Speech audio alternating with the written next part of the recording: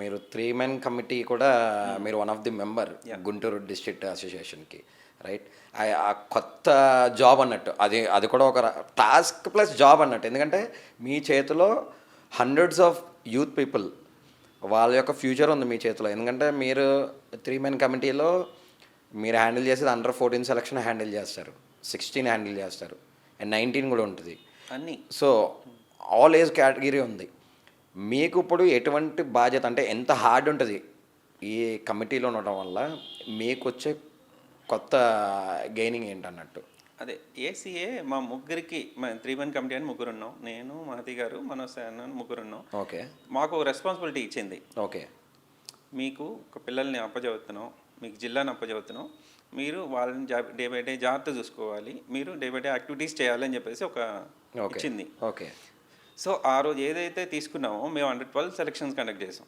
112 ఎప్పటి నుంచి స్టార్ట్ చేశారన్న అసలు? December 16th last year. ఇంతకు ముందు లేదు 112, స్టార్టింగ్ 14 నుంచే స్టార్ట్ అయ్యేది. 14, 16, 19, 21 ఒకసారి పెట్టారు కానీ అది సక్సెస్ అవ్వలేదు. 21లో పెట్టారు. ఓకే.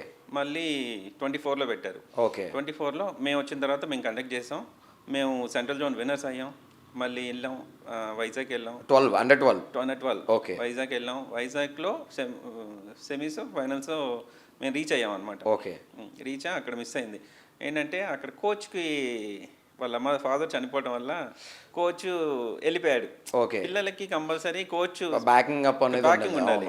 సో మేము ముగ్గురం కూడా అక్కడికి అప్రోచ్ వెళ్ళలేకపోయాం. ఓకే. సో వాళ్ళకి గైడెన్స్ లేక పాపం చిన్నపిల్లలు కదా, సో లేకపోతే మనం విన్నర్స్ కొట్టేవాళ్ళం. ఎందుకంటే మీరు అన్నట్టు అది రైట్ ఏజ్ అన్న. అండర్ 12 నుంచి, అంటే అంటారు కదా మొక్కగా ఉన్నప్పుడే వంచాలి అనేది అంటారు కదా సామెత, అది కరెక్ట్ ఏజ్ అనేసి నా అభిప్రాయం. క్రికెట్ 9 years నుంచి స్టార్ట్ చేయాలి. ఓకే. ఎందుకంటే ఎవరికైనా సరే మెచ్యూరిటీ రావాలి. ఓకే. ఇప్పుడు సడన్గా నువ్వు క్రికెట్కి తీసుకెళ్తావు, వాడికి బాల్ తగిలిద్దు ఏమైనా తగిలిద్దు అనుకో భయపడి ఇంకా ఆడు. అవును.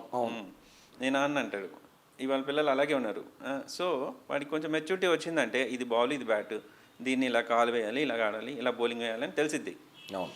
సో 10 years మ్యాక్స్ 10 years నుంచి క్రికెట్ స్టార్ట్ చేస్తే 2 yearsలో సెట్ అయిపోతాడు. ఓకే. 12 సెలక్షన్ అనేది నీకు వచ్చేసిద్ది. అంటే మరీ 6 years నుంచి ఇవాళ పేరెంట్స్ అలాగే ఉన్నారు, తీసుకొచ్చేస్తున్నారు, మా వాడిని ఆడిచ్చాను రంజీ ట్రోఫీ అంటారు. సో అవన్నీ అవ్వవు. అది మరి ఈ మధ్యన పేరెంట్స్లో అది ఉందన్న, మీరు అన్నది కరెక్టే అది. ఎందుకంటే మా వాడు ఓవర్ నైట్ స్టార్ అయిపోవాలి, like Virat Kohli, like MS Dhoni, వీళ్ళకిలాగా అయిపోవాలి అన్న కాన్సెప్ట్లో ఉన్నారు. కానీ మీరు అన్నది కరెక్ట్. ఎందుకంటే అట్ ద ఏజ్ ఆఫ్ 9 నుంచి స్టార్ట్ చేస్తే మీరు అన్నది ఆ టైంకి వాళ్ళు సెట్ అయిపోతారు, ప్రొఫెషనల్గా వాళ్ళు సెట్ అయిపోతారు. ఆల్ ఆఫ్ ఏ సడన్ చదువుతో పాటు మా వాడికి స్పోర్ట్స్ కూడా కావాలండి అనేసి ఒక 19 గ్రూప్లో వాడిని తీసుకొచ్చేసి నన్ను డైరెక్టర్ రంజీ వేసేసాను నైట్. ఇది ఎంతవరకు కరెక్ట్ అది?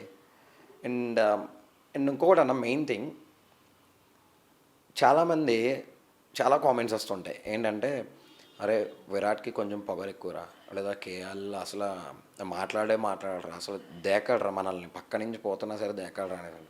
సో మీరు ఆడారు కదా వాళ్ళతో, ర్యాప్ ఎలా ఉండింది అన్న వాళ్ళతో? అందరూ అంత ఏం ఉండదు. ఇండియన్ మీరు చూస్తే విరాట్ కోహ్లీ ఇలాగా ఎలా అంటారు కానీ విరాట్ కోహ్లీ చాలా సైలెంట్, చాలా హంబుల్ పర్సన్ అనమాట.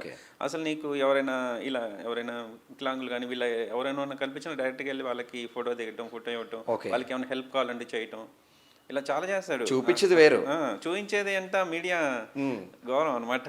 అసలు క్రికెటర్స్ ఎవ్వరు ర్యాష్గా ఉండరు.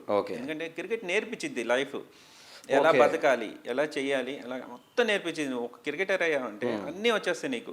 ఎవరి దగ్గర ఎలా ఉండాలి, డీసెన్సీ నేర్పించింది, డిసిప్లిన్ నేర్పించింది, అన్నీ. క్రికెట్ అన్నీ నేర్పిస్తుంది అనమాట. అప్ అండ్ డౌన్స్ అన్నీ ఉంటాయి.